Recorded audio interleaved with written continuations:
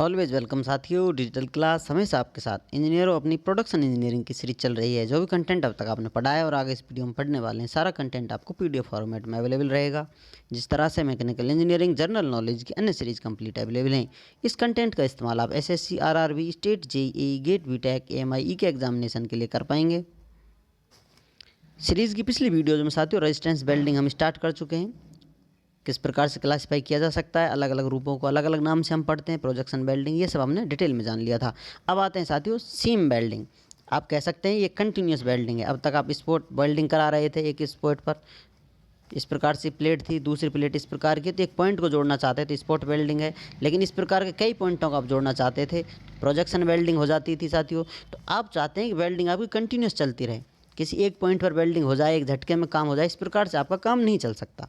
तो कम टाइम के लिए करंट आप फ्लो कराते हैं, लेकिन आप चाहते हैं कि किस प्रकार की आपकी अलग अलग वर्क पीस हों, इनको बहुत लंबे टाइम तक आप जोड़ें, एक पूरा का पूरा कनेक्शन बना के रखें और वेल्ड कर दें इनको। तो ये सब पिछले मेथड से संभव नहीं था। तो नया अवतार वेल्डिंग का आपके सामने आ गया है, सीम वेल्डिंग, कंटिन्यूस वेल्डिंग जिसे हम कह सकते हैं।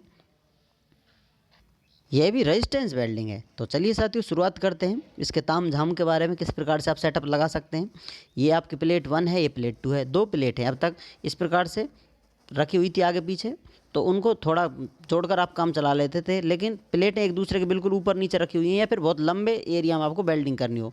बीच में ये आपका वेल्डिंग जोन बहुत लंबा लेंथ है, इसकी लंबाई चौड़ाई दूर तक हो सकती है। इस प्रकार से आप 3D में देखें तो इस पर एक यहाँ साथियों ऊपर की तरफ रोलर लगाएंगे, जो इस पर घूमता हुआ आगे की तरफ चलता जाएगा, तो इसको कवर करते हुए आगे की तरफ जाएगा। इसी प्रकार नीचे की जो प्लेट है आपकी, उस पर भी सेम रोलर नीचे की तरफ लगा हुआ होगा। इन रोलरों में करंट फ्लो कराते हैं।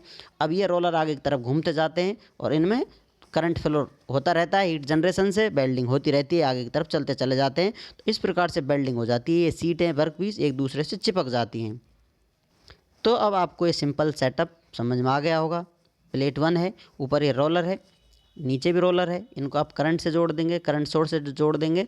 अब इसमें रेजिस्टेंस है, जैसा आपको बताया था साथियों, रोलर का अलग होगा, इंटरफेस का अलग होगा, प्लेट का अलग होगा, फिर इस इंटरफेस का अलग होगा। सबसे अधिक जो रेजिस्टेंस होता है यहाँ होता है इंटरफेस पर। 2 सीटें जुड़ी हुई थी, इनको ज़्यादा प्रेशर नहीं देते, इतना कुछ प्रेशर कम रख लेते हैं, क्योंकि ये सरफेस इस प्रकार से स्मूथ नहीं होता बिल्कुल। यहाँ पर माइक्रोस्कोपिक लेवल पर देखा जाए तो इस प्रकार से उबड़ खाबड़ जगह होती है। तो नीचे की तरफ प्लेट कहीं कहीं जुड़ेगी, तो इसमें एयर होती है जो रेजिस्टेंस का काम करती है। ठीक से रेजिस्टेंस मिल जाता है तो हीट जनरेशन होती है, फिर हीट जनरेशन से पिघल जाते हैं, एक दूसरे से चिपक जाते हैं। तो इस प्रकार से अपनी वेल्डिंग हो जाती है। तो ये रोलर घूमता रहता है, आगे की तरफ बढ़ता रहता है और वेल्डिंग परफॉर्म होती जाती है। इसी के साथ ही एक और प्रोसेस होता है साथियों, करंट इस प्रकार से आएगा, समझ लीजिए शॉर्ट पाथ फॉलो करता है तो यहाँ आ जाता है, लेकिन फिर वेल्डिंग हो जाता है, जोन इधर उधर वेल्डिंग हुआ है उसमें भी करंट छूटकर झटके मारकर फ्लो हो जाता है, इधर उधर उछल कूद करने लगता है, इलेक्ट्रॉन गायब हो जाते हैं, इधर उधर भाग जाते हैं। तो इस प्रकार से करंट फैलता है, एक तरह से कहा जा सकता है। अब आप चाहते हैं जो वेल्ड होगा उस पार्ट को ठंडा करना चाहते हैं, लेकिन फिर से करंट आपका लॉस हो रहा है और हीट फिर से इसको दी जा रही है, तो खामोखा का काम किया जा रहा है। इसको हम करना नहीं चाहते, लेकिन फिर भी ये नहीं रुक पाता है, तो इसको शंटिंग के नाम से हम जानते हैं। जैसे when current passes through already welded portion, it is known as shunting of current, इसको शंटिंग ऑफ करंट बोलते हैं। ये इस प्रकार से फिनोमिना है, आप कह सकते हैं, इसको नाम दे सकते हैं। आप नहीं चाहते हैं जहाँ वेल्ड होली है, वेल्डेड पार्ट है, उसमें करंट जाए, लेकिन फिर भी फ्लो हो जाता है करंट, इधर उधर स्पार्क की तरह घूम जाए, तो इसे शंटिंग ऑफ करंट के नाम से हम जानते हैं। अब साथियों नेक्स्ट वेल्डिंग प्रोसेस की बात करते हैं। जैसा आपको बताया था साथियों, हाई फ्रिक्वेंसी इंडक्शन वेल्डिंग या हाई फ्रिक्वेंसी रेजिस्टेंस वेल्डिंग किस प्रकार से की जाती है, एक दूसरे से रिलेटेड है, समझ लीजिए एक दूसरा प्रोसेस है, मिलता जुलता हुआ ही है। तो हाई फ्रिक्वेंसी इंडक्शन कब बोलेंगे साथियों, यदि इंडक्टर कोयल इस्तेमाल की जा रही है, जिसमें इंडक्टर कोयल इस्तेमाल करते हैं, तो हाई फ्रिक्वेंसी इंडक्शन वेल्डिंग के नाम से इसे हम जानते हैं। और इसको इंडक्शन की जगह रेजिस्टेंस नाम कब दे देते हैं साथियों, इसमें कॉपर कंडक्टर यदि हम इस्तेमाल करने लगते हैं, तो हाई फ्रिक्वेंसी रेजिस्टेंस वेल्डिंग के नाम से इसे हम जानते हैं। यहाँ क्या हो रहा है साथियों, एक सीट है, इस प्रकार से आप समझ सकते हैं, कुछ थिकनेस होगी, कम थिकनेस होती है, इसकी लंबाई चौड़ाई अधिक है, लेकिन इसकी डेप्थ या थिकनेस कम होगी साथियों, तो ये सीट कहला रही है। ये किस प्रकार से होते हैं, ये सब हमने स्टार्टिंग में डिटेल में जान लिया था, सीट, इंगोट विंगोट क्या क्या हम स्टडी करते आते हैं।